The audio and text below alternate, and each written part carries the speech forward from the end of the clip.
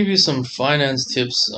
So this is more advanced, I guess. If you want basic, I mean, like if you're got a huge credit card debt, then you're more interested in basic finance tips. So you got to pay off your credit card and like go find some basic stuff. Okay.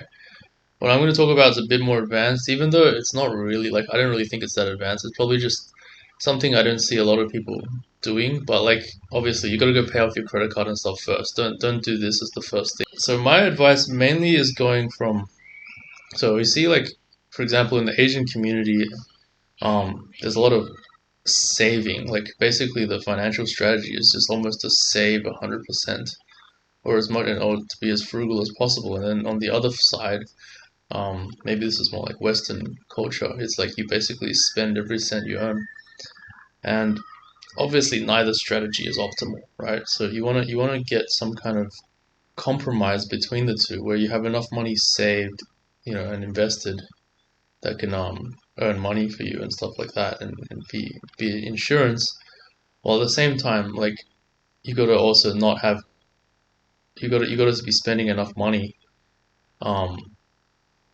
to to to make to have there to be a point to even having money. Okay. Um. Okay. So maybe the main thing is you got to understand what is a necessity and what's a priority. Okay. So necessity are things you have to buy. Okay. And but you don't actually have to spend that much money on them. You can basically minimize your spending on necessities. Okay. And whereas priorities are things you don't even have to buy, but you actually want to spend basically as much money as possible buying those things when you're given the opportunity. Okay.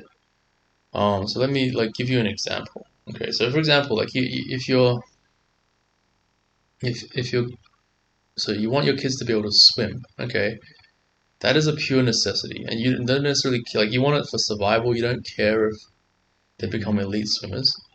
Then that's a necessity. You want to basically spend as little as possible. So um, you might go to the beach where it's free, or like go to the public swimming pool and spend some time with them to learn swimming.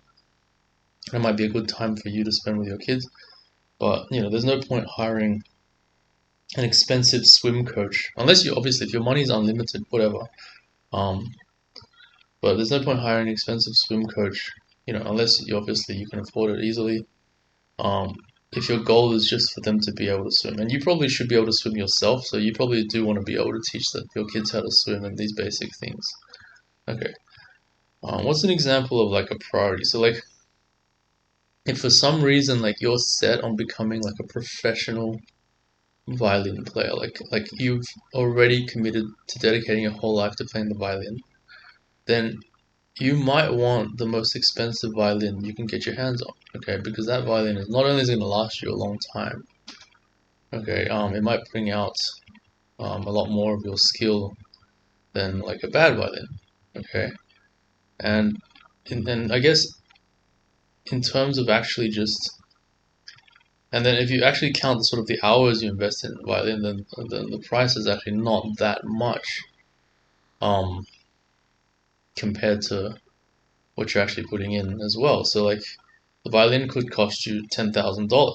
Okay, but if you're playing it like if you're just playing it for a day, that's like $10,000 a day, and that's a very expensive day. But if you're playing it every day for the whole year, that 10,000 gets divided by 365 instead of just one, right? And then over the course of 3 years, it'll be divided by like 1,000. So it's then it becomes more like $10 a day, right?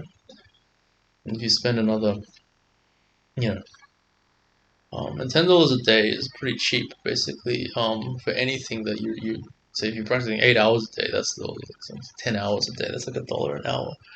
So it's more expensive. It's cheaper than anything you would normally have to pay for like accommodation and food and stuff like that anyway.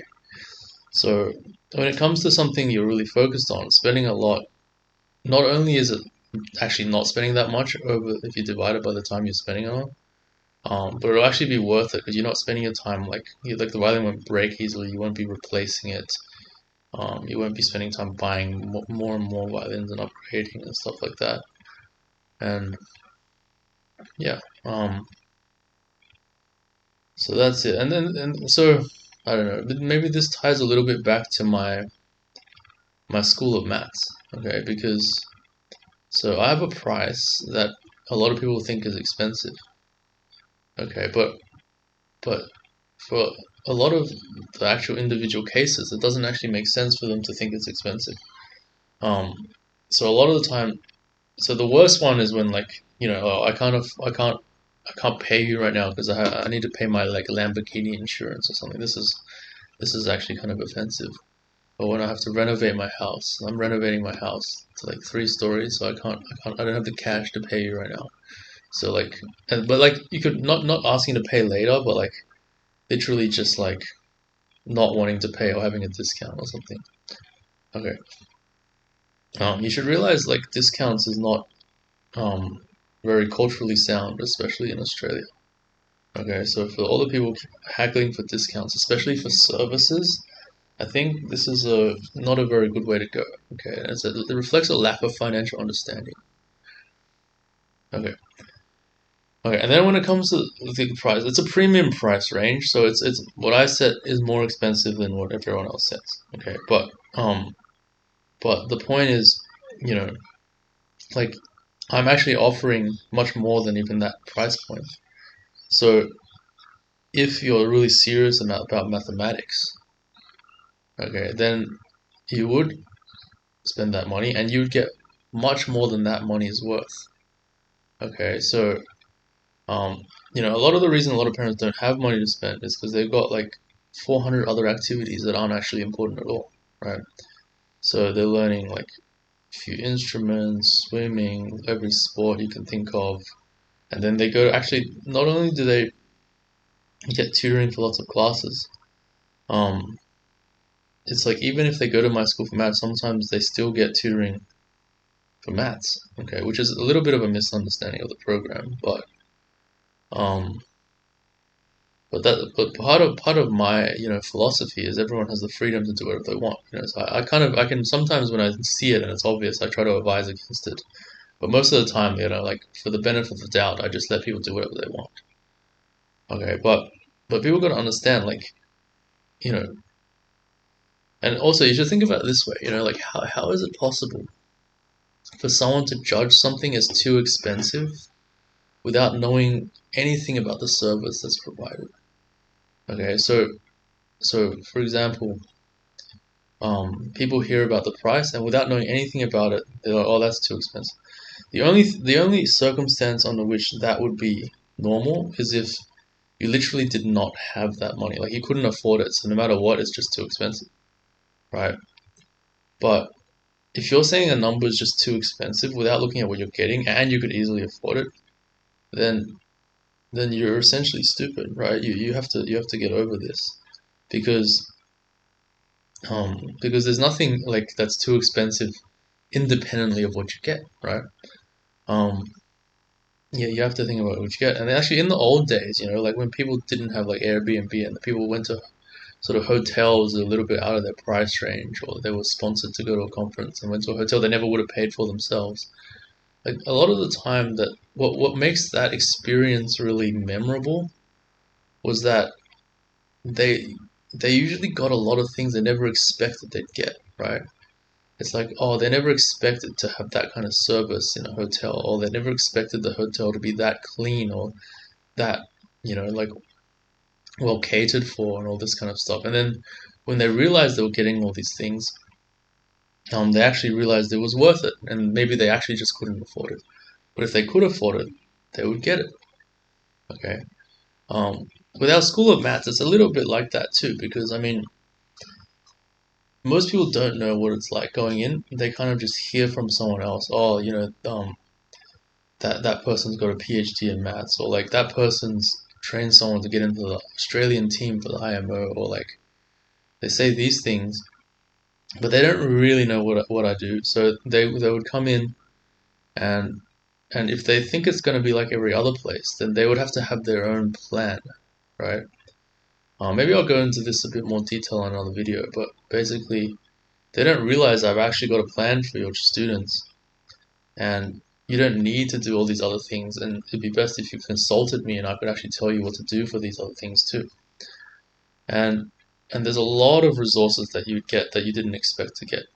But the difference between this story and the hotel story is that, like, for the hotel, the person who's paying is the one who's realizing how good it is, okay?